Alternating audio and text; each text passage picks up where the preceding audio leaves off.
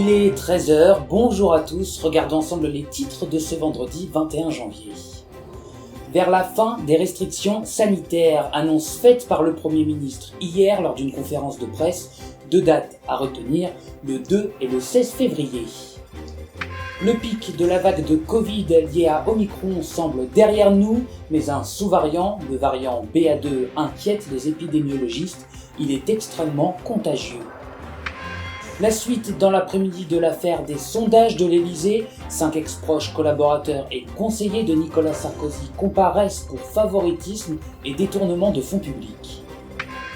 Le prix des fruits et des légumes a connu une inflation de 9% en 2 ans. Plusieurs associations alertent le gouvernement.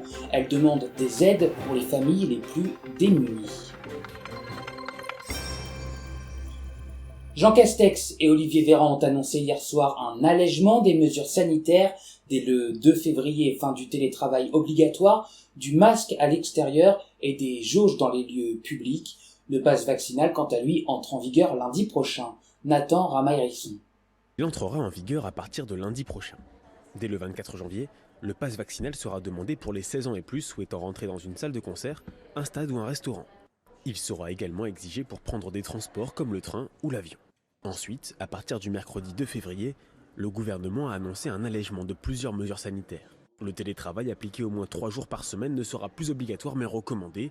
L'obligation du port du masque en extérieur sera levée. Cette date sonnera aussi la fin des jauges dans les lieux recevant du public, comme les stades ou les salles de spectacle. Tous les équipements, notamment sportifs et culturels, qui accueillent du public assis pourront retrouver un fonctionnement à pleine capacité, sans jauge, en respectant cependant l'obligation du port du masque. Enfin, à compter du 16 février, la consommation dans les cinémas, les salles de concert et les transports sera à nouveau autorisée, tout comme la possibilité de consommer debout dans les bars. Enfin, les discothèques fermées depuis le 10 décembre pourront rouvrir leurs portes. Et contrairement à la France, la Belgique prend de nouvelles mesures face au variant Omicron. Là-bas, les contaminations explosent. À Bruxelles, les explications de Julien Gasparuto. Oui, ici en Belgique, on en est à 60 000 nouvelles contaminations par jour. C'est 2 fois plus que la semaine passée et c'est énorme pour un pays qui est bien plus petit que la France. Après avoir été un peu plus épargné que les autres, sans doute parce que les vacances de Noël ont duré plus longtemps ici, eh bien la Belgique est désormais touchée de plein fouet par cette vague Omicron et le Premier ministre réunit aujourd'hui son comité de concertation Covid. Alors au début, eh bien, le gouvernement était censé annoncer quelques allègements, mais au vu de la situation sanitaire, cela semble finalement peu probable et on s'oriente plutôt vers des annonces sur une stratégie à long terme avec un baromètre, 3 couleurs et des mesures adaptées en fonction de la situation sanitaire pour permettre aux professionnels d'anticiper et de s'adapter. Mais ce baromètre, il est déjà décrié par le secteur culturel qui le trouve trop strict. Les enseignants de leur côté qui sont en première ligne eh bien, annoncent déjà, comme en France, un mouvement de grève en février. Et puis il y aura dimanche ici à Bruxelles une journée de mobilisation contre les restrictions sanitaires. Vous le voyez ici aussi, le gouvernement marche sur un fil. Retour en France, où le pic de la 5e vague semble derrière nous, mais les épidémiologistes s'inquiètent déjà d'un nouveau variant, le variant BA2, indétectable par test PCR et très contagieux. Rémi Moquillon.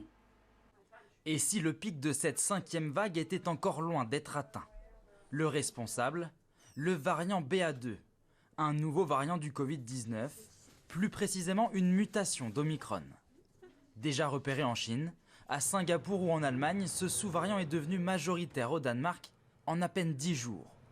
En France, une vingtaine de cas auraient été confirmés.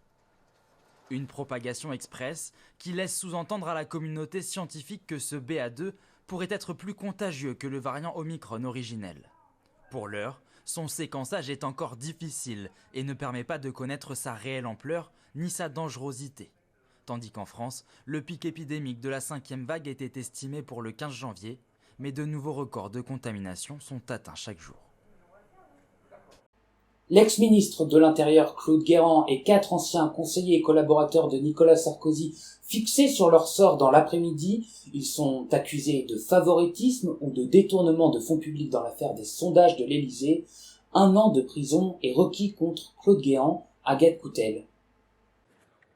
Plus de 10 ans après le début de l'affaire, le tribunal se prononce cet après-midi sur le sort de 5 anciens proches de Nicolas Sarkozy, dont l'ancien secrétaire général de l'Élysée Claude Guéant et Emmanuelle Mignon, ex-directrice de cabinet à l'époque des faits, jugés pour favoritisme et détournement de fonds publics par négligence. Entre 2007 et 2012, ils auraient commandé pour des millions d'euros des sondages notamment à la société de Patrick Buisson, proche conseiller de Nicolas Sarkozy, alors président. Pour le parquet national financier, les dépenses litigieuses ont fait l'objet de favoritisme car attribuées sans publicité ni appel d'offres.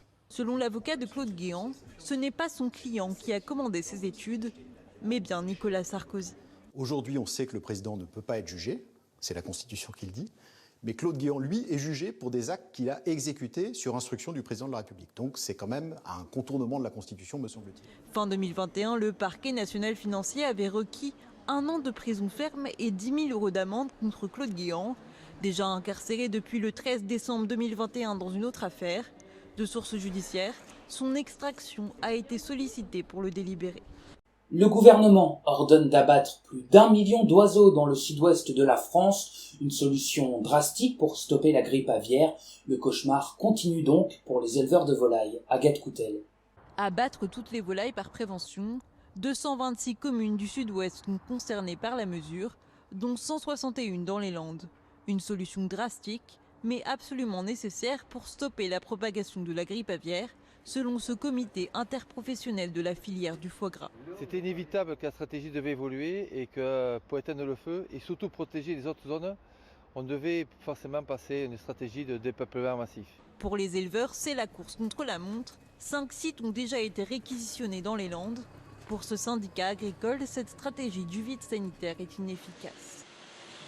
On nous parle de dépeupler rapidement. Mais pourquoi faire? Pour repartir sur les mêmes travers? Aucune solution n'a été amenée, aucune avancée n'a été pointée. Avec cette nouvelle éradication, on compterait environ 2,5 millions d'animaux abattus depuis le début de l'épisodie fin novembre. On parle depuis plusieurs mois de l'inflation, elle ne touche pas que les énergies, les fruits et légumes sont concernés, plus 9% en 2 ans. Des associations demandent au gouvernement une aide pour les familles modestes. Gaël Benamou. Acheter des fruits et légumes nous coûte de plus en plus cher. Leur prix aurait augmenté de 9% en 2 ans et cela ne devrait pas s'arranger en 2022. Selon l'association de défense des consommateurs Famille Rurale, le prix moyen d'un panier varié pour une famille de 4 personnes oscille entre 450 € et 1148 € si l'on choisit des produits bio d'une plus grande variété, soit entre 36% et 93% d'un SMIC net mensuel avant impôt.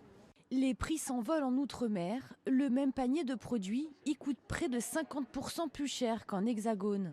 L'association propose donc d'offrir un chèque mensuel fruits et légumes de 37,50 € par personne aux familles avec des budgets modestes. Dans ce contexte inflationniste, l'association Famille Rurale pense également que c'est le moment de revoir nos mauvaises pratiques comme le suremballage ou bien les distances parcourues par certains produits. Et c'est la fin de cette édition. Merci pour votre fidélité. Rendez-vous demain à 20h pour le journal. Très bel après-midi à tous. À demain.